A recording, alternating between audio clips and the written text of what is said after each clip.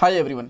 अगर आज के दिन आप किसी से पीएचपी के बारे में पूछते हो ना कि क्या इसका फ्यूचर है, क्या इसके अंदर जॉब अपॉर्चुनिटीज़ हैं, तो हो सकता है कुछ लोग आपको ये बोलें कि पीएचपी एक डेड प्रोग्रामिंग लैंग्वेज है, इसका कोई फ्यूचर नहीं है, बेटर है कि आप किसी और टेक्नोलॉजी में किसी और प्रोग्रामिंग लैंग्वेज के अंदर मूव ऑन कर लो। बट एक्चुअल में ये ट्रुथ नहीं है। आज भी 75% से ज़्यादा वेबसाइट्स पीएचपी के अंदर बनी हुई हैं। अब इसका सिंपल सा मतलब ये है कि अगर पूरी दुनिया के अंदर केवल 100 ही वेबसाइट्स हैं तो उनमें से 75 वेबसाइट पीएचपी के अंदर बनी है और बाकी सारी प्रोग्रामिंग लैंग्वेज के अंदर ओनली 25 एप्लीकेशंस यानी कि 25 वेबसाइट बनी हुई हैं। तो ये पीएचपी की आज के दिन में पावर है। बट मैं आपको इस वीडियो के अंदर ये सब कुछ क्यों बता रहा हूँ, इसका एक रीज़न है। यहाँ से हम लोग पीएचपी की एक न्यू सीरीज स्टार्ट कर रहे हैं। यहाँ पे आपको सारे के सारे टॉपिक मिलेंगे और पीएचपी सीखने से पहले हर कोई जानना चाहता है कि क्या इसका फ्यूचर है, यहाँ पे कुछ अपॉर्चुनिटीज़ है कि नहीं है। नॉट ओनली पीएचपी, हर किसी प्रोग्रामिंग लैंग्वेज के बारे में लोग पूछते हैं, डिस्कस करते हैं। तो इसीलिए मैंने यहाँ पे आपको थोड़ा सा ओवरव्यू दे दिया। और भी चीज़ें बताऊंगा बट जस्ट मैंने अभी के लिए ये कुछ आपको बताया कि, और यहाँ पे मैं ये मान के चलूंगा कि आपको पीएचपी के बारे में बिल्कुल भी आइडिया नहीं है, इवन किसी और प्रोग्रामिंग लैंग्वेज के बारे में बिल्कुल भी आइडिया नहीं है, आप जीरो हो प्रोग्रामिंग लैंग्वेज के अंदर। हो सकता है आपको बहुत सारी प्रोग्रामिंग लैंग्वेज आती हो, आप अच्छे खासे डेवलपर हो, बट मैं ये मान के चलूंगा ना कि आपको कुछ भी नहीं आता, तो मैं आपको एक एक चीज सारे के सारे बेसिक स्टेप बाय स्टेप अच्छे से समझा पाऊंगा। ऑलराइट, आप समझ गए। अब एक बेसिक क्वेश्चन के ऊपर फिर से चलते हैं जो आप भी मेरे से पूछ सकते हो और हो सकता है आपसे कोई और भी एक क्वेश्चन पूछ ले कि वाई पीएचपी। पहली चीज, पीएचपी के अंदर बहुत सारी जॉब्स हैं और स्पेसिफिकली अगर मैं आपको बताऊं ना, साउथ एशिया जहां पे हम लोग इंडिया, पाकिस्तान, नेपाल, बांग्लादेश की बात करते हैं, तो यहाँ पे तो भर भर के जॉब्स हैं पीएचपी के अंदर। आज इस पूरी दुनिया के अंदर 33 मिलियंस, इसका मतलब है कि 33 करोड़ वेबसाइट्स हैं जो पीएचपी का यूज करती हैं आज के दिन में। पूरे इंटरनेट के ऊपर 76.9 वेबसाइट पीएचपी के अंदर बनी हुई है, उसके अंदर रन कर रही हैं ये। ऑलराइट, मैंने 75 आपको रफ फिगर बताया था, यहाँ पे मैं आपको एग्जैक्ट फिगर बता रहा हूँ। पीएचपी के अंदर सबसे ज़्यादा फ्रीलांसिंग अपॉर्चुनिटी भी मिलेंगी आपको। और कुछ लोग ये कह सकते हैं कि पीएचपी के अंदर पैसा नहीं है, एमएनसीज इसको यूज़ नहीं करती। डोंट वरी, अभी मैं आपको प्रूफ भी दिखाऊंगा कि पैसा भी है और एमएनसीज इसको यूज़ भी करती हैं। ऑलराइट, अच्छा, मेरे पास प्रूफ क्या है कि एमएनसीज वगैरह यूज़ करती हैं। मैं इंडिया की सबसे ज़्यादा और सबसे बड़ी जो जॉब पोर्टल वेबसाइट है naukri.com के ऊपर जा रहा हूँ। ये कोई स्पॉन्सर्ड वीडियो नहीं है, जस्ट मैं आपको दिखाने के लिए बता रहा हूँ। और मैं यहाँ पे सिंपली लिखता हूँ पीएचपी। जैसे ही मैं यहाँ पे पीएचपी लिखता हूँ ना, तो जॉब्स देखो यहाँ पे कितनी है, 32,241, 32,241 जॉब्स हैं। और ये देखो कितनी सारी 97 जो जॉब्स हैं फीचर्ड कंपनी के अंदर, ये सारी की सारी आपको एमएनसीज दिख रही होंगी यहाँ पे, और यहाँ पे भी आपको दिख रही होंगी। और स्पेसिफिकली अगर आप जॉब चेक करना चाहते हो, आप कह रहे हो कि पैसा नहीं है, तो 10 से 15 लाख का एक लेवल मान के चलते हैं, तो यहाँ पे आपको दिख जाएगा सीनियर पीएचपी डेवलपर यहाँ पे, ठीक है। तो अच्छा खासा पैसा मिलता है, ऐसा नहीं है 10 से लेकर 14 लाख तक का मिल जाएगा, 10 से लेकर 18 लाख तक का मिल जाएगा। और ये सारी की सारी अच्छी खासी कंपनीज है, कोई छोटी मोटी कंपनीज भी नहीं है, ठीक है। और देखो जॉब्स में अगर आपको दिखाऊं ना, तो इवन मैं स्पेसिफिकली लिखता हूँ, थोड़ा और डिटेल में जाते हैं। पीएचपी डेवलपर्स लिखता हूँ मैं यहाँ पे, पीएचपी डेवलपर की जॉब लिखता हूँ। आफ्टर दैट मैं सर्च करता हूँ और यहाँ पे ना रेलिवेंसी में डेट चेक करता हूँ। यहाँ पे देखो जस्ट नाउ अभी एक जॉब पोस्ट हुई है, अभी एक जॉब पोस्ट हुई है, अभी एक जॉब पोस्ट हुई है, अभी एक जॉब पोस्ट हुई है, अभी एक जॉब, जस्ट नाउ जॉब्स। तो इतनी सारी जॉब्स अवेलेबल है यहाँ पे, राइट। तो पैसा भी है, जॉब भी है, एमएनसीज वगैरह भी इसमें आजकल इन्वॉल्व हो गई हैं, तो टेंशन लेने की बिल्कुल भी जरूरत नहीं है। अच्छा, अब आप एक और क्वेश्चन पूछ सकते हो कि यही वाला कोर्स क्यों ज्वाइन करें, इतने सारे कोर्सेज हैं इंटरनेट के ऊपर, यूट्यूब के ऊपर, इवन ऑफिशियल डॉक्यूमेंटेशन पे, यहाँ पे क्या मिलने वाला है। पहली चीज़, ये पीएचपी का कंप्लीट कोर्स होने वाला है, सारे के सारे टॉपिक कवर करेंगे with interview questions, with example. जो भी कोड करूंगा आपको गिटहब के ऊपर मिल जाएगा, वहां से कोड को कॉपी कर सकते हो, वहां से देख सकते हो, जो भी कोड करना हो वो कर सकते हो, अपने पास भी रख सकते हो। और अगर आपके पास कुछ क्वेश्चन है, कुछ क्वेरी है, मेरे से इंस्टाग्राम के ऊपर भी पूछ सकते हो, कमेंट सेक्शन के अंदर भी पूछ सकते हो। कूल। अच्छा, अब नेक्स्ट चीज आती है कि हम लोग किस तरीके से सीखेंगे इस पूरे कोर्स के अंदर पीएचपी। सबसे पहले हम लोग बेसिक चीजें सीखेंगे। प्रोग्रामिंग लैंग्वेज क्या होती है, server side scripting, client side scripting, कैसे इसको इंस्टॉल कर सकते हैं, बेसिक पीएचपी सीखेंगे। उसके बाद में उप्स वाले कॉन्सेप्ट के ऊपर जाएंगे, एडवांस पीएचपी के ऊपर जाएंगे, पीएचपी को एचटीएमएल, सीएसएस, जेएस के साथ कैसे यूज कर सकते हैं, पीएचपी को डेटाबेस यानी कि माइस्क्यूएल के साथ कैसे यूज कर सकते हैं। सारी की सारी चीजें एक एक करके सीखने वाले हैं, राइट। So stay tuned. अगर आप लोगों ने अब तक चैनल सब्सक्राइब नहीं करा तो कर लेना। अब बात करने वाले हैं PHP के बारे में। PHP क्या है, किस टाइप की प्रोग्रामिंग लैंग्वेज है, क्या इसके फीचर्स हैं, बात करेंगे इसकी वर्जन और हिस्ट्री के बारे में भी। और यहाँ पे आपको बहुत सारे इंटरव्यू क्वेश्चन देखने को भी मिलेंगे।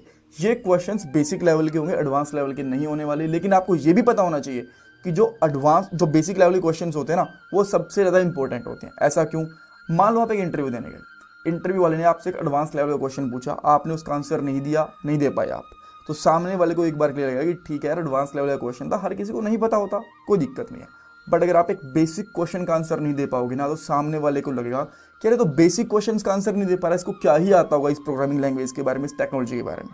तो गलत इंप्रेशन जाता है। तो इसलिए जब भी आप इंटरव्यू देने जाओ तो बेसिक क्वेश्चंस डेफिनेटली प्रिपेयर करके जाना। All right.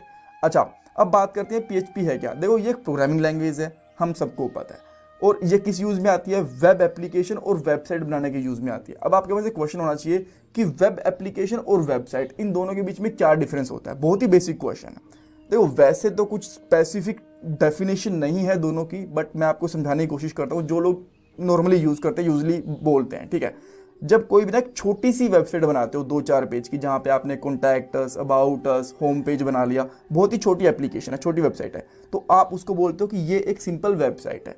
बट जब आप एक काफ़ी कॉम्प्लेक्स वेबसाइट बनाते हो, जैसे कि ई-कॉमर्स वेबसाइट हो गई, कोई चैटबॉट जैसा सिस्टम हो गया, यूट्यूब जैसी कोई एप्लीकेशन हो गई, तो उसको आप बोलोगे ये बना दी हम लोगों ने एक वेब एप्लीकेशन।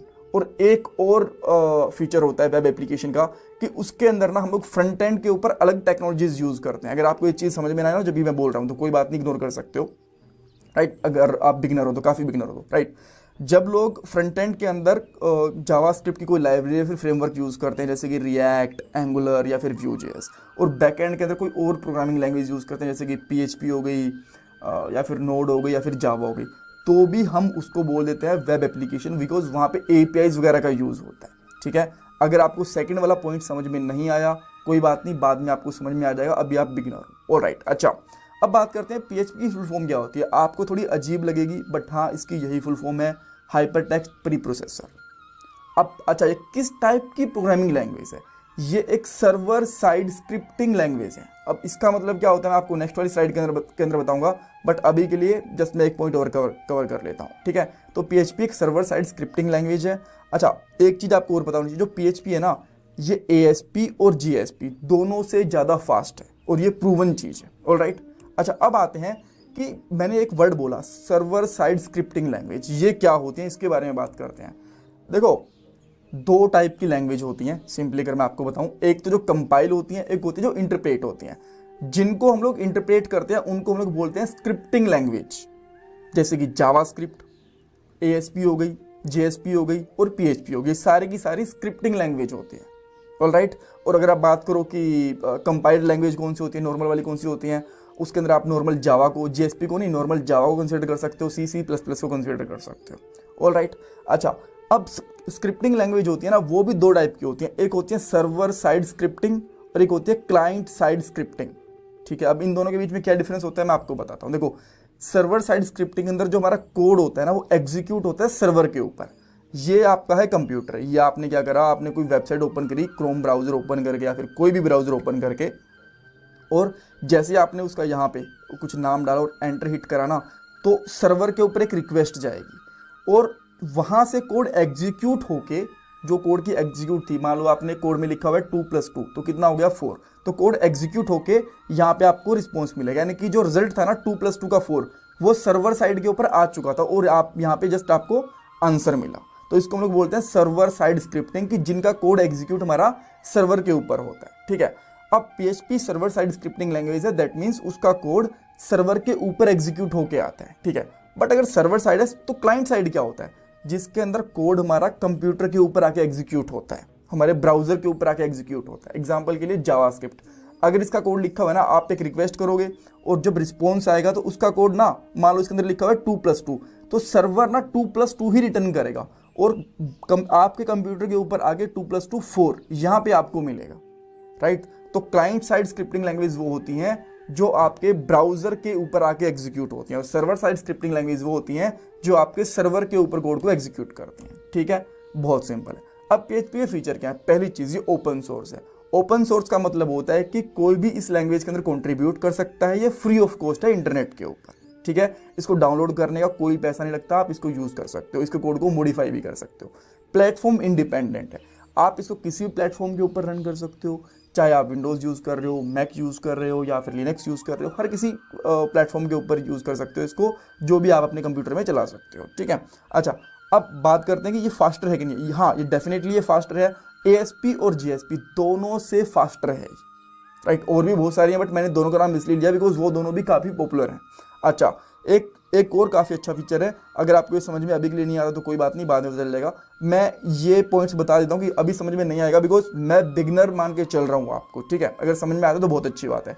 ये ऑटोमेटिकली कन्वर्ट कर लेते हैं वेरिएबल के डेटा टाइप को। जब आप जावा यूज़ करते थे ना, तो अगर आपने कभी जावा यूज़ करी, C++ यूज़ करी, तो वहाँ पे हम लोग डिक्लेयर करते हैं कि इंटीजर है, स्ट्रिंग है, किस टाइप का डेटा आने वाला है। बट PHP के अंदर हम लोग को ये नहीं बताना पड़ता कि इंटीजर है, स्ट्रिंग है, बुलियन है, वो अपने आप डिटेक्ट कर लेती है। बस एक वेरिएबल बना के उसके अंदर डेटा असाइन कर दो, अपने आप समझ जाएगी कि किस टाइप का डेटा है। बहुत स्मार्ट होती है, ऑलराइट। अगर देखो हिस्ट्री वर्जन की बात करें तो जो करंट स्टेबल वर्जन है वो है 8.2.6। अगर मान लो ये वीडियो आप देख रहे हो 6 महीने बाद, 1 साल बाद, तो हो सकता है इसका वर्जन कुछ अलग हो। और मुझे कमेंट सेक्शन के अंदर बताओ कि जब आप ये वीडियो देख रहे हो तो उस टाइम पे PHP का वर्जन क्या है। और जो फर्स्ट रिलीज हुई थी वो हुई थी अर्ली 1995 के अंदर, ऑलराइट। तब से PHP के अंदर धीरे धीरे और अच्छे फीचर्स ऐड होते रहे और अभी आ गया है 8.2.6 वर्जन। तो इसके अंदर काफ़ी सारे फीचर्स आ चुके हैं।